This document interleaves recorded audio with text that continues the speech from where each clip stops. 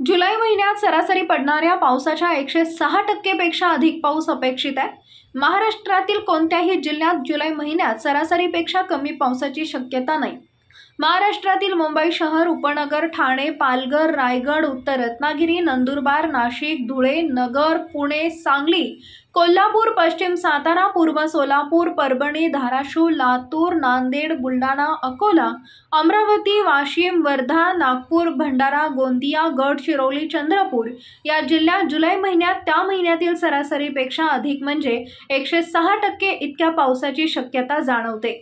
दक्षिण रत्नागिरी, सिंधुदुर्ग तसेच सातारा व सोलापूर जिल्ह्याच्या फलटण, मान, खटाव, माळशिरस, पंढरपूर तालुक्याच्या भागात जुलै महिन्यात त्या महिन्यातील सरासरीपेक्षा अधिक म्हणजे 106% पाऊस किंवा त्यापेक्षा अधिक पावसाची शक्यता जाणवते।